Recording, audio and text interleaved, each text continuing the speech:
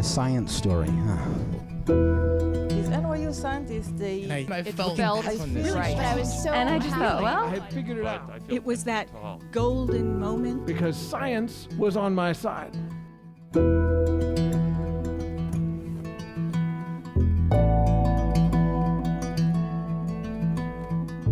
Hey everyone, welcome to The Story Clatter, where true personal stories about science help us to discover how weird and wonderful it is to exist in this world and be a human. I'm your host, Misha Gajewski, and today's episode is all about incompetence.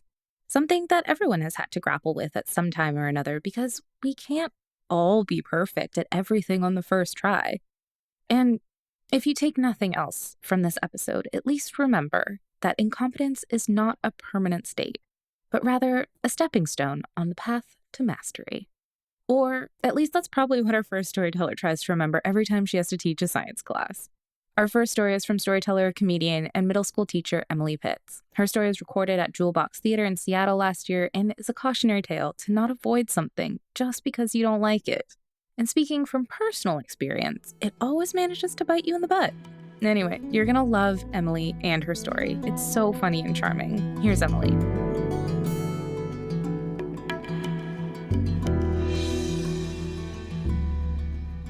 In the late 90s, my parents made a controversial decision, the year I was 11, that they were going to homeschool me and my 3 siblings. And I wasn't so excited about this, but what I was excited about is that I had unlimited free time to read books. And I was a fairly self-directed child, and so my mom gave me all the curriculum, all of the books, all of the textbooks, and said, Emily, just read these, and if you have any questions, let me know. And so I read all the books, except the science textbook. That seemed pretty boring. I skimmed it and I was like, when am I ever going to use this? And when you're self-directed, you can skip stuff and nobody knows. How would they know? You don't tell them. So as time went on, I was homeschooled until I graduated. I went to college. And I thought, you know what? I love this experience so much. I'm going to stay here forever. I am going to become a teacher. And so I did. I got certified in English language arts and social studies. And I thought, this will be great. I'm going to substitute teach to figure out what school I want to work at. And so I went off and I substitute taught in middle school. And middle school children are crazy. They will try to hurt your feelings on purpose and accident. And so when I was feeling particularly like, I'm done with you guys, I would go next door to the elementary school and I would teach them. And they were just as crazy, but they were smaller. And so it didn't seem so bad. And after a week of being in the elementary school, the principal came to me and she was like, I would like to offer you a job for the fall. And I said, that's funny, but I'm not certified. She's like, what do you mean? I said, I'm certified for middle school and high school. I'm not certified for elementary. What would it take? More classes. And my mom says I've been in college long enough. 4 months later, I was certified. I had accepted a 5th grade position. And I thought teaching 5th grade was going to be magical. It was going to be a place where we loved learning, and it was so exciting. And I'd spring out of bed every day like Miss Frizzle. And I'd be like, we're going to learn science with magic. And that is not what happened. It was like drinking from a fire hose. I was teaching in a Title I school, which is a school that has unique challenges. 80% of my students were on free and reduced lunch. Many of my students were immigrants. English was not their first language. In fact, my first year of teaching, I had 3 students who didn't speak any English. Also, there was gang violence in the neighborhood. There was drug and alcohol problems all throughout the neighborhood. And it just was really hard. But what was worse than all of that is that I had to teach science. And so one day I discover this gray box in my classroom and I open it up and it's called a science kit. I was like, where did this come from? And the janitor is like, it's been in the office for 3 months. I finally delivered it to your classroom. I was like, I've been supposed to be teaching this? The answer was yes. I open it up And this is where my teaching dreams went to die. Like there was all the stuff and there was a teacher guide and I couldn't figure it out. It was on physics. All I know is what goes up must come down. We were supposed to build a car out of connects and then roll it down slopes and time it. I don't know why. We tried. It didn't work. I was like, we're putting everything back in the box and we're sending that box away. The next box arrived, and that was on biology. Now, my dad is a scientist. Both my parents studied environmental science. And so I think that's why they thought their self-directed child would have no problem with science, because they both like science. And my dad was interviewed for a book called Invisible Allies, Microbes That Shape Our Lives. And as a gift, the author gave him her first book called Invisible Enemies, which is on the history of infectious disease. And I read it, and I was like, this is fascinating. I was learning about cholera water vectors. I was learning about how the Chinese inhaled smallpox scabs to inoculate themselves. It fully sold me on vaccines. I am 100% on board. Anyway, I get the biology science kit, and it has a question that goes with it. It says, Johnny eats a sandwich that has been sitting out, a chicken sandwich that has been sitting out all day in a hot room. Why does he get sick? The answer is food poisoning, salmonella. I taught this unit so well that the kids avoided chicken in the cafeteria for a month. Unintended consequence, but successful. But then the third kit arrived.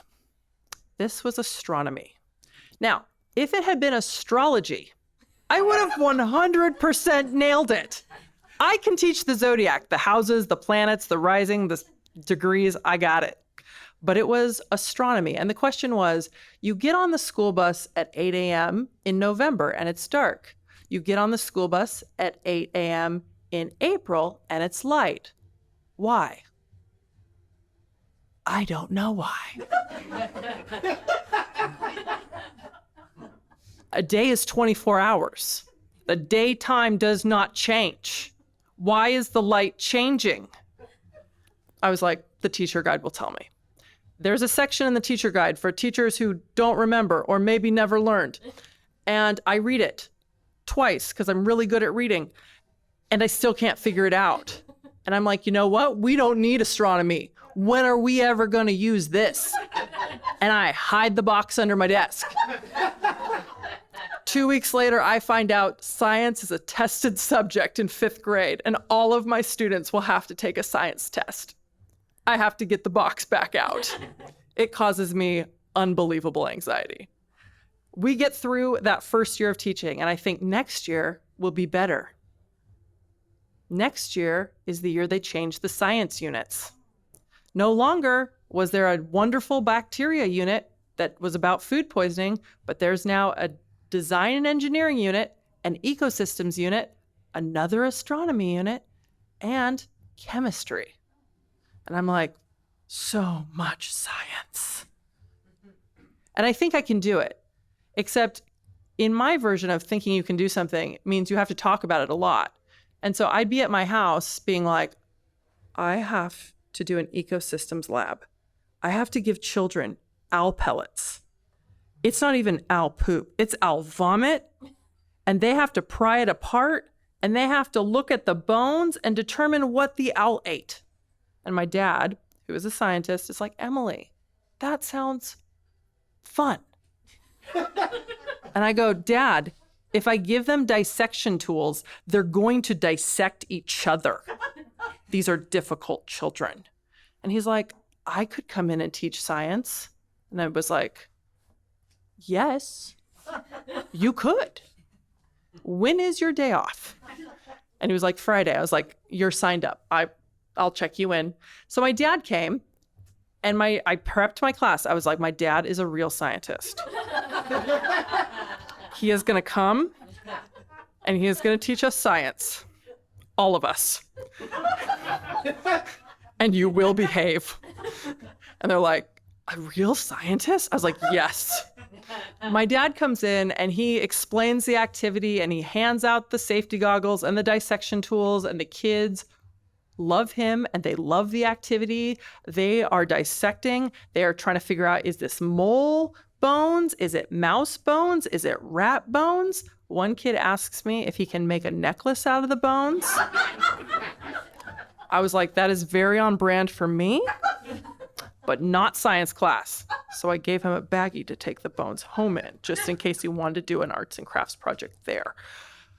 But next, so we get through that. And I'm like, yes, they learned something. We get to the next unit. It's the chemistry unit. They want us to scorch mystery powders with a Bunsen burner. They have sent me the Bunsen burner. If I give these kids a Bunsen burner, we might burn down the school. And I am once again stressing out about it. And I'm like, they want me to scorch 5 white mystery powders on a Bunsen burner and observe the results. And my dad is like, that sounds so fun. I was like, can you come in and teach science again? He's like, absolutely. So he comes up, and these children who I had the unholy trinity of boys, they loved him. And they were like, can we scorch them all? And I was like, yes, with my dad. And so my dad is teaching them how to scorch things. He's teaching them how to add acid. He's teaching them how to add vinegar. They're making observations. They love science. They love him. It is a great day. They're like, this is the best day of school ever. I'm like, I'm so glad you think that. We get to the astronomy unit, and I actually teach it. I figured out the reason for the lack of sun and the more sun. It has to do with like the angle of the earth and how there's 2 rotations. I watched a YouTube video. I finally got it explained. And I was like, okay, guys, we're doing astronomy. I hand them out the wooden dowels and the styrofoam balls and the flashlights, and they have to simulate day and night. And I think they're actually learning something. And they're like, when is your dad coming back? And I'm like, soon. And he does come back. He comes back not just for the labs, but he also goes on our field trips with us. And he comes to family read-ins, and he becomes this beloved member of my classroom that all the kids are excited about. And I know this because Diego asked me one day, he's like, Miss Pitts, if your dad is a scientist, then why are you a teacher? I'm like, Diego, I wonder that every day myself. I don't know why. I am a teacher, and he is a scientist. But over those, I was in public education for now 10 years, but for 5 years, I taught 5th grade. And my dad was a huge part of all of those 5th grade experiences. And the thing that I have learned from that experience is that, well, I learned all the science that I should have learned as a child. And then my children got to learn science from someone who loved science and enjoyed teaching science. And now when kids ask me, Miss Pitts, when are we ever going to use this? I say, when you're the teacher, you're going to want to know how to teach it. Thank you.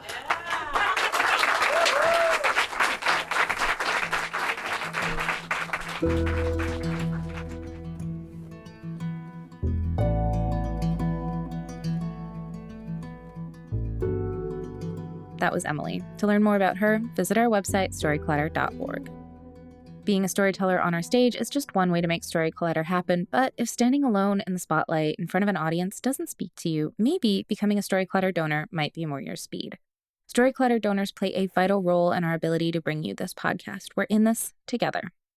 Storyclatter is one big experiment that's designed to connect us around our love of discovery, curiosity, and the natural world. If you believe in the power these stories have and this mission, please donate to the Storyclatter at storyclatter.org/donate. The most popular level is $10 a month, and you can make your tax-deductible donation at storyclatter.org/donate. But really, any level makes a difference, and we're so grateful to everyone who supports Storyclatter. Our next storyteller is biology student Andrew Barnes. His story is recorded at our go-to spot in New York, Caveat, and his story had me tearing up with joy because it's all about saying F the haters and following your dreams, something that's so hard to do, but Andrew is living proof that no matter what people say, if you love something enough, you can go out there and do the damn thing. Here's Andrew.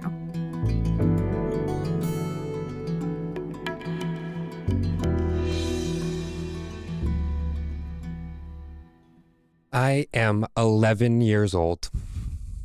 I'm standing in a rainforest in Brazil, surrounded by copac trees and rubber trees and camu, enthralled by the lobster claws and the orchids and the Victoria and Amazonica, in love with the sounds of the toucans and the jaguars and the ring-tailed lemurs. And that one is very important. As a kid, I was obsessed with Zaboomafoo. I'm touching every color and every texture, just taking it all in. But suddenly I'm not in a rainforest at all. It's actually the Museum of Natural History in Chicago. And the trees are being replaced by ashy material. And the smell of flowers is disappearing and replaced with an overwhelming smell of smoke. The animals, too, have gone. It's just me holding my mother's hand, crying, in an exhibit about deforestation. I plead with her to do something, to make it stop, and she does her best to soothe me. Honey, it is just an exhibit. This is not happening right here, right now. But Mom, it is happening somewhere, and we have to do something about it. I want to help. Oh, buddy. You can't do that. It is too much work for one 11-year-old. My first real no. Well, that wasn't a rule. No biting, no dessert before dinner, no elbows on the table. Those I had thousands of. But this no felt different. I was the third of 4 kids, and in an effort to limit competition among us, my parents gave us each our own path to follow. My oldest sister, Nikki, was groomed to be a teacher from when she was little, which she always knew she wanted to do. Betsy was the artist of the group, and my little brother, Ben, he was the math and science kid. He was a child prodigy. He could find a pattern a mile away, even if it was just one he'd figured out on his own. His mental math capability put all of us to shame. So I wasn't the science kid. That was him. As the only one of the 4 of us who wasn't selected for the gifted and talented program in our school, which was an advantage at the time, I felt unsure of where my place was going to be. What do you do with someone who is not gifted and talented? You put them in the performing arts. So I smiled my way through tap classes and advanced choir. I tooted my little baritone in the jazz concerts. I perfected my posture in piano lessons and sang The Sun Will Come Out Tomorrow and countless other show tunes in the school musical. And it feels so ungrateful to say, but I hated it. All of it. So the no's continued. No, you can't go to summer science class. No chemistry set for Christmas. No science fair entries. No bug kits. No overnights in the planetarium. No, you can't take science electives. You should try speech or maybe Photoshop. No, you can't take AP Bio. You will be out of your depth. No, we are not signing you up for the ACTs or the SAT2s in science. You do not need them. No, you cannot take physics. It is not required. No, you shouldn't take honors chemistry. It will ruin your GPA. I wasn't a bad student. I just didn't test well. But my ability to perform became the sole source of my self-worth. And eventually, even I thought, I can't do this. I'm 17. I'm sitting in that typical library chair that is not comfortable, but you sink into anyway. I'm a junior in high school now in Portland, Maine. I'm in my first guidance counselor session. We're going to start talking about the schools I'm going to apply to next fall. I have a list of 15 schools up and down the East Coast because my recent obsession is marine life. Mr. Brady, I want to study biology. Biology? Well, yeah. Andrew, you can't do that. You haven't taken the classes that you need. You would never succeed. We need to set you up for success. You should try liberal arts school. I sit up straight, that perfect piano posture, stone-faced. I have perfected how to hear you are not good enough. Suddenly, the room is too hot. I can smell how burnt Mr. Brady's coffee is. The picture of the lion with the word excellence under it that hangs in every public high school becomes a blur of oranges and reds. But I pull it back. I put my feet firmly on the ground. I look at the knot of Mr. Brady's tie, so it looks like I'm looking directly at him. And I say, where do I start? He slides me a brochure that he's already pulled out about liberal arts schools from under his notebook and across his desk to me. And I do go to a liberal arts school in New Jersey, surrounded by a forest and not an ocean. Still beautiful, but not the tide pools that I thought my galoshes would be avoiding as I identified different types of mollusks. I study sociology and theater. Sociology, I find myself in the department easy. Theater, I focus on the one thing I do love, writing. I'm 21. It's the fall semester of my senior year. I'm taking the last general education class I need to graduate, environmental science. And instead of a lab, we have to do community hours to restore natural habitats. Naturally, I pick the Arboretum. On one crisp fall day, the professor, my classmates, and I, we head out at 7 a.m. It smells like fresh dew and stale vodka. Okay, I smell like stale vodka. A tree has been struck by lightning. The roots are still alive, so we need to excavate the dead bits so that we can keep the live bits so that the tree can continue to nourish the soil of our arboretum. We're working quietly. I'm halfway up the broken bit of the tree, and all of a sudden I hear crunch, crunch, crunch. Everybody stops. Crunch, crunch, crunch. I look up, and at the top of the hill is the most beautiful black bear I have ever seen in my life. Everyone freezes with fear, but I'm shaking with anticipation. The urge to run up and pet it is unreal. But I know better, so I do not do that. I have both hands still. The professor asks someone to grab the bear kit. Nobody moves, so I cautiously jump out of the tree and run to the pots and pans. On some level, this was expected. I bang the pots and pans as loudly as I can, running in a zigzag to make the sound reverberate off the trees like we've been taught. The bear stops, stares at us. This is it. Surely we are fucked. But the bear decides to turn around and go back down the hill. We clean up quickly, decide to come back tomorrow, give the bear some space. On the way back to campus, my professor's talking to me and she asks, "Why isn't this your major?" And I tell her simply, I can't. The next semester, I'm taking the sociology of education. Within the first month, we are disassembling the social construct that is education and what it means to do well in school. I feel layers of myself fall away. This idea of having to be good in school to be successful in life starts to crack for the first time. I am slowly untying the knots that tether my self-worth to my ability to perform. This projection that I've put on myself starts to fade for the first time, and success is more tangible than ever. But I'm about to graduate, and I have no idea what I'm going to do.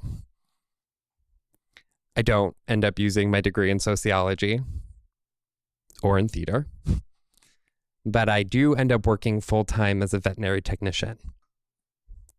I'm 28. It's 2021. Deep pandemic times. I do still write on the side, but I am working full-time in a veterinary hospital. I have finally found something that I am passionate about. I'm taking my licensing classes. I'm excelling in pathology. One day I'm preparing a sample for the lab and Dr. Luana Chung comes up to me and says, "Hey, let's chat." She pulls me into an exam room and she says, "So why are you in tech school?" My brain deflates. Here we go again. I sit up straight. I put my feet firmly on the floor. I steel my gaze. I tell myself, do not make a face when she tells you that you can't do this. I get my "I get it" speech ready, but she must catch on. I just mean, Andrew, you could be a veterinarian.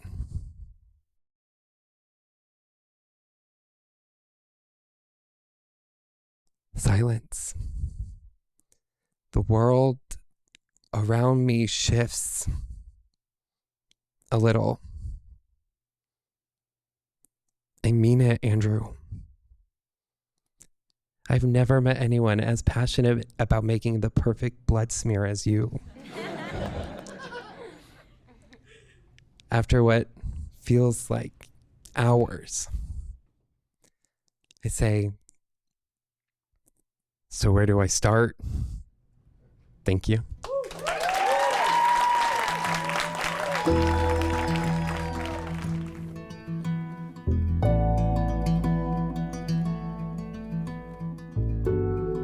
That was Andrew. If you'd like to learn more about him, visit our website, storyclatter.org. Our website is just one way to connect with Storyclatter, but there are so many other ways, and we hope you'll use them all. You can always follow us on social media. We're on Twitter, Facebook, Instagram, and TikTok. Head to storyclatter.org to become a financial supporter, or if you want to come to one of our shows, start your own Storyclatter show in your community, or even learn how to tell your own science story. You can learn all about that on our website, too. This podcast is produced by me, Misha Gajewski, along with Nikisha Roberts-Washington, Jen Chen, and Aaron Barker, Executive Director and co-founder of The Storyclatter. The stories featured in today's episode were produced by Kent Whipple, Diego Villarroel, Paula Croxon, and Ben Lilly. Special thanks goes out to Storyclatter's board and staff, including Anne-Marie Lonsdale, Leslie Bernson, and Lindsay Cooper. Our theme music is by Ghost, and next week I'll be back with stories that explore pronunciation. If you're a person who gets annoyed when someone says espresso instead of espresso, you're going to love this episode. And if you didn't hear the difference, you're still going to love this episode. The stories are so interesting. Until next time, thanks so much for listening.